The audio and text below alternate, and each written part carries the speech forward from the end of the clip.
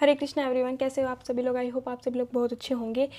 आज का जो वीडियो का टॉपिक है वो कुछ इस तरह है कि बहुत सारे लोगों ने वीडियोस देखे एंड कुछ जापान की ऑफिशियल वेबसाइट्स पे ये देखा है कि जापान ने 8,20,000 कुछ वैकेंसीज निकाली है ना, SSW वीज़ा के ऊपर, जिसमें कि वो भाई जो फॉरेन वर्कर्स है उनको बुलाएगी।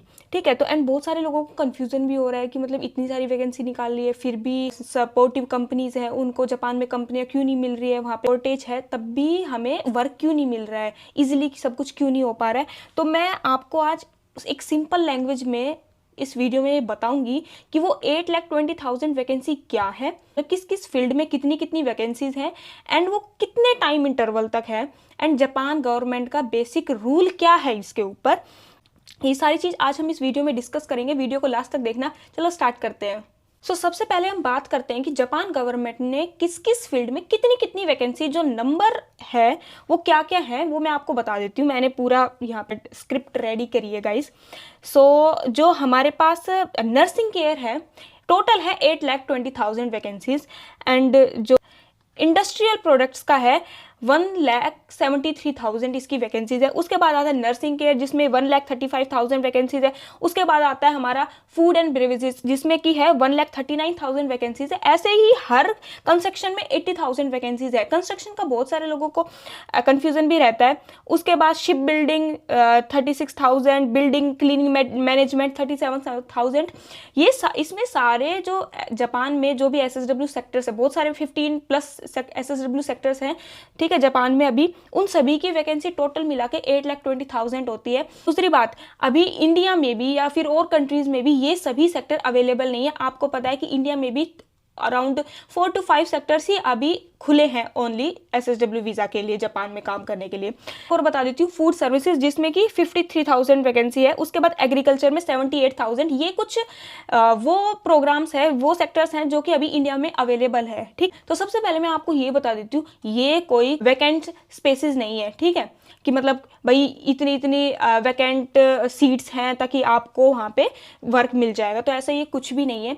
ये एक जापान गवर्नमेंट का टारगेट है जो कि 2024-25 से एंड 2029 तक उनको इतने वैकेंसीज में जापान में वर्कर चाहिए। ठीक है, उनको उनका टारगेट है कि वो इतने लोग 8,20,000 लोग वर्कर्स जापान में अगले 5 सालों में बुलाए। ठीक है, ठीक है, जापान में उनको लाया जाएगा, ऐसा गवर्नमेंट का प्लान है, उनका टारगेट है। एंड आप क्या सोचते हो ये ओनली इंडिया के लिए है? तो ऐसा कुछ भी नहीं है। ये जापान के अलावा और भी सारी कंट्रीज के लिए उनका टोटल है।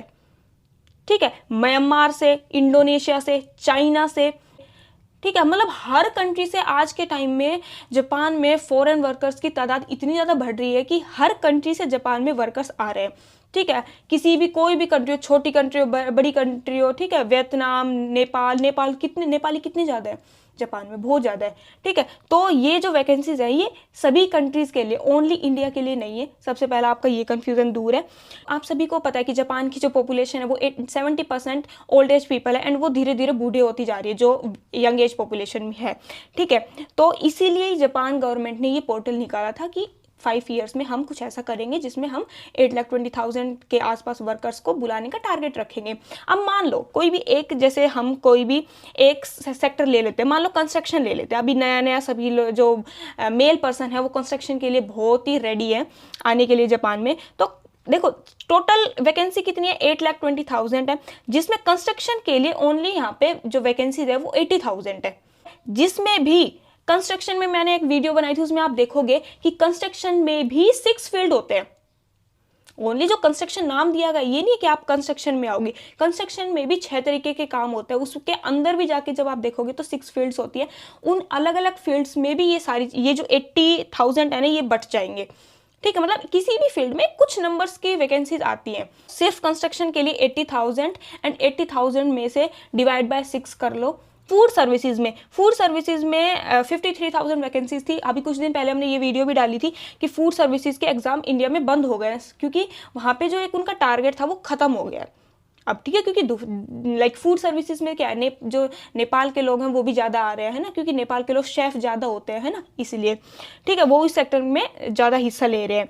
तो ऐसे ही अगर जो उनका बीच में भी अगर ऐसा होता है कि भाई उनका जो इस ईयर का टारगेट है वो ऐसे लाइक पूरा हो जाता है, तो वो फिर एग्जाम जो अदर कंट्रीज में जो एग्जाम हो रहा है SSW के एग्जाम, उनको रोक देते हैं, ठीक है। उसके बाद कब वैकेंसी आएगी, कब एग्जाम दोबारा स्टार्ट होंगे, इसका कुछ नहीं पता है। वैकेंसीज के नंबर है वो मैंने आपको अभी ऊपर बताए हैं, ठीक है। काइगो में, मैन्युफैक्चरिंग में, जो इंडिया में जो एग्जाम अभी हो रहे हैं एग्जाम वहाँ पे, एंड तो इसलिए मैं ये बात कहना चाहती हूँ कि ये कोई लाइक वैकेंसीज की लिस्ट नहीं है कि भाई इतनी वैकेंसी इसमें चाहिए, इतनी वैकेंसी इसमें चाहिए।